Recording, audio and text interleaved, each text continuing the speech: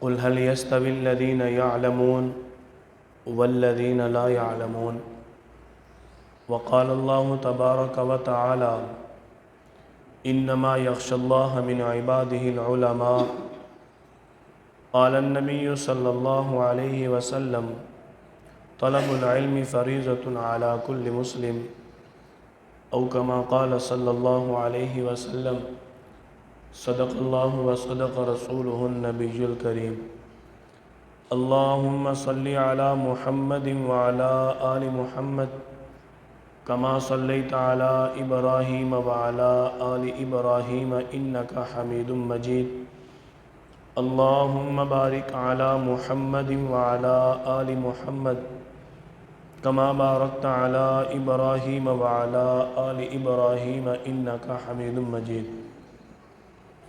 اللہ کریم نے ہم سب کو مسلمان بنایا۔ اللہ کریم نے احکامات کا سلسلہ علم کے ذریعے رکھا، کائنات کا سلسلہ علم کے ذریعے رکھا، اپنی قدرت کا یقین اور اپنی قدرت کا کمال ہمیں علم کے ذریعے پہنچایا۔ اللہ تعالی نے علم کے اتنی شان اور اہمیت بیان فرمائی کہ قل هل يستوي الذين يعلمون والذين لا يعلمون، کہ اگر کوئی شخص عالم ہے، کوئی شخص دین کا علم، قرآن و حدیث کا علم رکھنے والا ہے، اور ایک شخص دینی تعلیمات کا علم نہیں رکھنے والا، دونوں برابر نہیں ہیں۔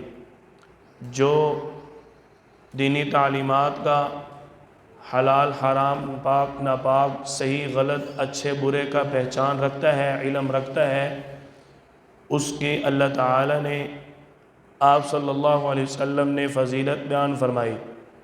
اور جو شخص اس چیز کا علم نہیں رکھتا، دین کی تعلیم حاصل رکھنے کا شوق نہیں رکھتا، اس کو بھی تاکید فرمائی کہ ہر مسلمان مرد اور عورت کے لیے علم حاصل کرنا فرض ہے۔ وَفَوْقَ كُلِّ ذِي عِلْمٍ عَلِيمٍ، اللہ تعالیٰ فرماتے ہیں کہ آپ غیر عالم اور عالم کا مقام تو الگ بات ہے، لیکن ایک کے پاس علم زیادہ ہے اور دوسرے کے پاس علم تھوڑا ہے۔ جس کے پاس علم زیادہ ہے اللہ تعالیٰ نے اس کا بھی مقام رکھا ہے۔ آپ صلی اللہ علیہ وسلم کا فرمان مبارک ہے کہ تعلیم کا بھوکا، علم کا پیاسا مرتے دم تک سیراب نہیں ہوتا۔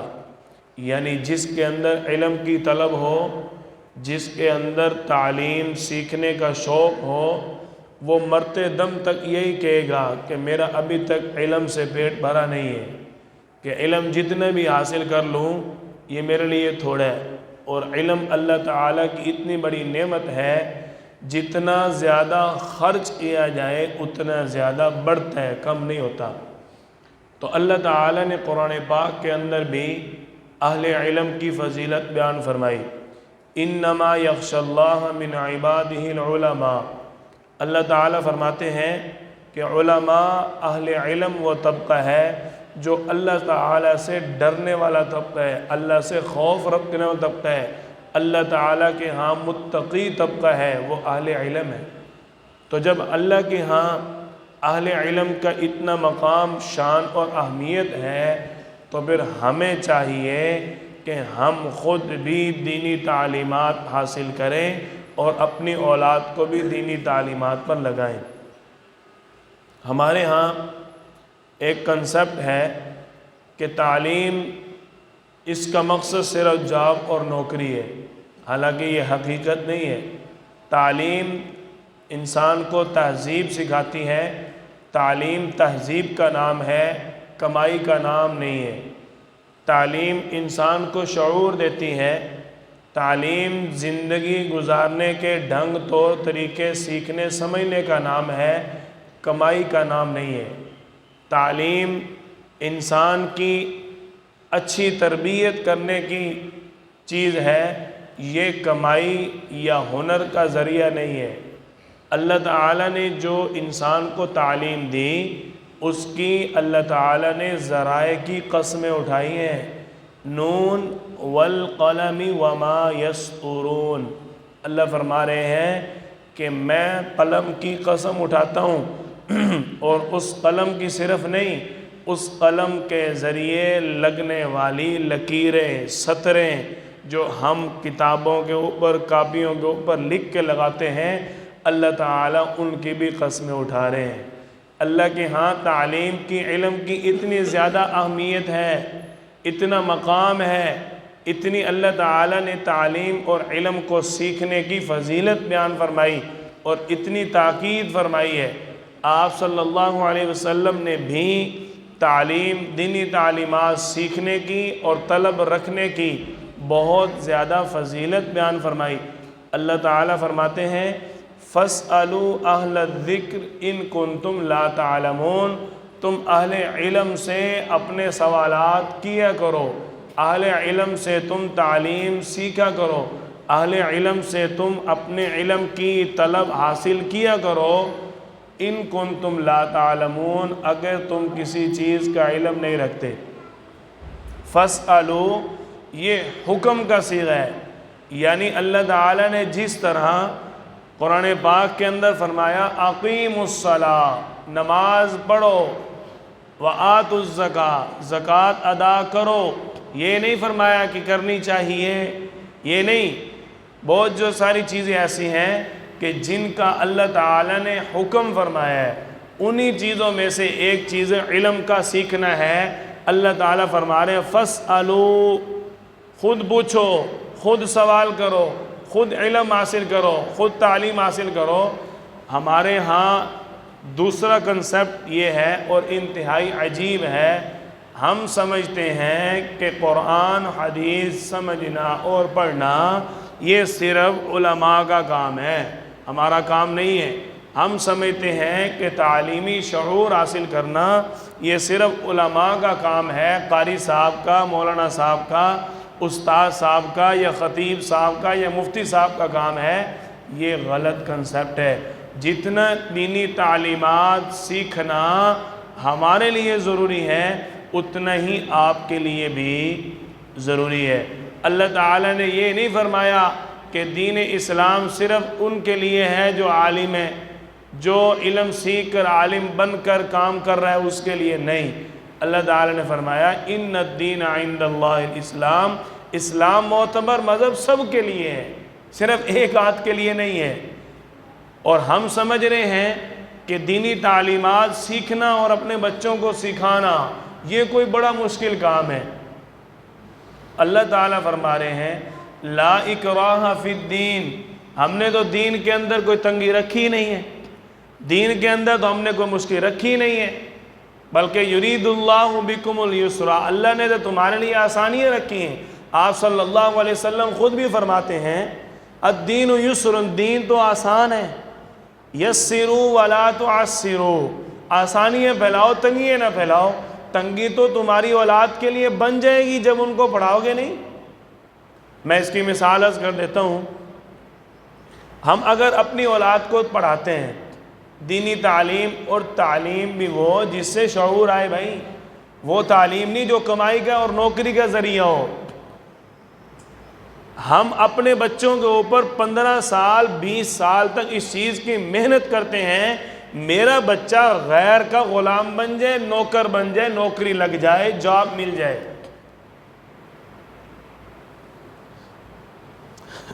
اس چیز کی ہم محنت کرتے ہیں کہ نہیں؟ اس چیز کی ہم محنت کر رہے ہیں کہ میرا بیٹا تعلیم حاصل کر کے کیا بن جائے؟ غلام بن جائے، نوکری مل جائے، جاب مل جائے۔ اور جب بچہ جوان ہو جاتا ہے 20 سال بعد، ہم کیا کہہ رہے ہوتے ہیں؟ سر آپ کے پاس بچے کو چھوڑا تھا، قاری صاحب بچہ آپ کے پاس پڑھتا رہا ہے، مولانا صاحب بچہ آپ کے پاس 10 سال پڑھ گیا ہے، ماں باپ کو ماں باپ ہی نہیں سمجھ رہا، باپ کی عزت ہی نہیں کر رہا، ماں کو ماں نہیں سمجھ رہا۔ بھائی ہم نے اس کو تیار کیا دوسرے کی غلامی کے لیے،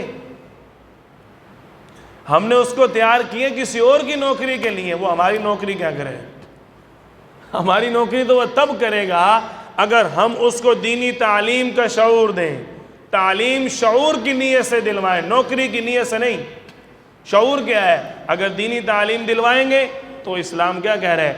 وَوَصَّيْنَا الْإِنسَانَ بِوَالِدَيْهِ حُسْنًا. اسلام تربیت کر رہا ہے. یہ تعلیم یہ ہے، یہ تعلیم نہیں ہے کہ فلاں ٹیکنالوجی کی تکنیک کی کتاب پڑھ کے فلاں مشینری چلانی آ جائے، اتنا بڑا سپائڈر مین بن جائے، پائلٹ مین بن جائے، فلاں بن جائے. بھائی وہ پھر اسی کے اوپر عبور حاصل کرے گا. یہ میری اور آپ کی بات نہیں ہے. جس انسان کے اوپر جس چیز کی محنت کی جائے اس نے رزلٹ وہی دینا ہے نا بھائی. ایک بندے کو 20 سال ہم فرنیچر کا کام سکھاتے ہیں، وہ کپڑے کا ماہر بنے گا یا فرنیچر کا؟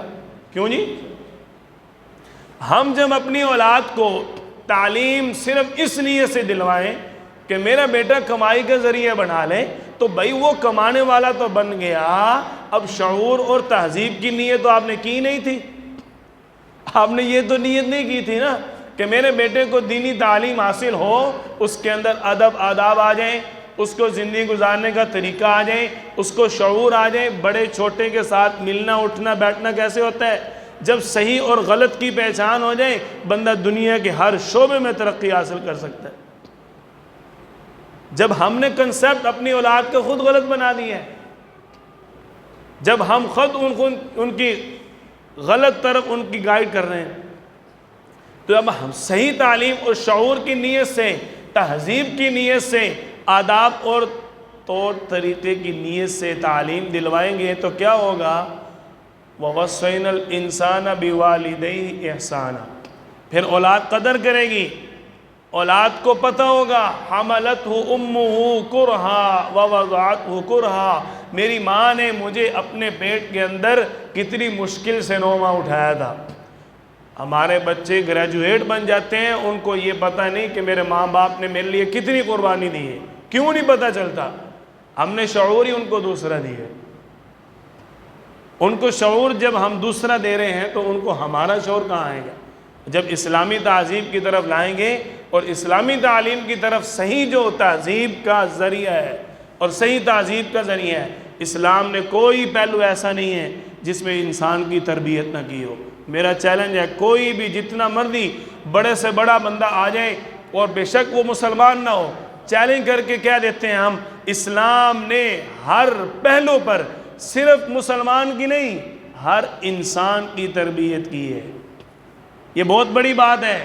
صرف مسلمان نہیں، ہر انسان کی، چاہے کافر ہے غیر مسلم ہے، اس کا بھی حق ہے. اسلام کیا کہہ رہے ہیں کہ زکوٰۃ صدقات مسلمانوں کو دے دو، اور اگر کوئی غیر مسلم ہے تمہارا پڑوسی ہے، حق اس کا بھی پورا ہے. اس کو ہدیہ دو، اس کے ساتھ تعاون کرو، اس کا خیال رکھو. تو اسلام نے قید نہیں لگائی. جب معاشرے، نظریے اور قوم کو دیکھا تو اسلام نے انسان کو بیان کیا ہے. جب مذہب، عقائد، توحید، رسالت کو دیکھا تو پھر اسلام نے مسلمان کو بیان کیا ہے کہ یہ مسلمان کا دائرہ کار ہے. اور جب معاشرے کی بات آئی تو معاشرے میں مسلمان بھی ہے، غیر مسلم بھی ہے، ہر ایک کے حقوق بیان کیے. یہ تہذیب ہے. دیکھو نا، ایک بندہ ہر فن مولا ہو، ہر میدان میں اس کو پتہ ہو ترقی کیسے کرنی ہے، اور ایک بندہ صرف انجینئر بن گیا ہے، اس کو پتہ ہے کہ بس میں نے بلڈنگیں ہی بنوانی ہے. اب وہ ڈاکٹر نہیں بن سکتا، اب وہ دوسرے کاموں میں ترقی نہیں کر سکتا. بزنس مین کیسے بنے گا؟ سیکھی نوکری ہے، سیکھی جاب ہے. تو اصل مقصد بات کرنے کا یہ ہے، اللہ تعالیٰ نے اور آپ صلی اللہ علیہ وسلم نے جہاں بھی ہمیں تعلیم کا شعور دیا، وہاں ہمیں تعلیم سیکھنے کی تاکید کی. تاکید کرنے کے ساتھ ساتھ ہمیں صرف ہنر سیکھنے کا نہیں فرمایا، بلکہ اس کے ساتھ تہذیب کی تاکید کی ہے. اللہ تعالیٰ نے فرمایا، سب سے پہلی قرآن پاک کی جو آیت نازل ہوئی، سب سے پہلی آیت اللہ فرمانے، علم الانسان ما لم یعلم. ہم نے انسان کو اس چیز کا علم دیا جس چیز کا علم انسان جانتا ہی نہیں تھا. انسان کو پتہ ہی نہیں تھا یہ کیا ہے. آدم علیہ السلام کو جب اللہ تعالیٰ نے پیدا کیا، پہلا حضرت انسان، جب اللہ نے حضرت آدم علیہ السلام کو پیدا کیا شیطان حضرت آدم علیہ السلام سے بڑا عالم تھا، زیادہ علم رکھنے والا تھا، لیکن جو علم اللہ نے حضرت آدم علیہ السلام کو دیا وہ شیطان کے پاس نہیں تھا۔ کہنے لگا میرے پاس اتنا علم ہے، میں نوری مخلوق ہوں، اتنی میرے پاس طاقت ہے، اور یہ ایک مٹی کا بنا ہوا انسان، میں اس کو سجدہ کروں؟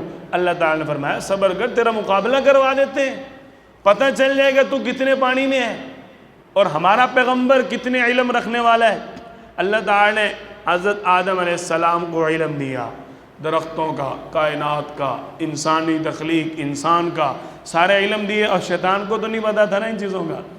اب اللہ تعالیٰ نے جب سوال دیے تو حضرت آدم علیہ السلام جواب دے رہے ہیں، وہ منہ اٹھا کے کھڑا ہے۔ پھر اللہ تعالیٰ نے فرمایا اسجدوا لآدم فسجدوا، سب نے سجدہ کر لیا الا ابلیس ابا، ابلیس نے انکار کر دیا۔ کس بنیاد پر؟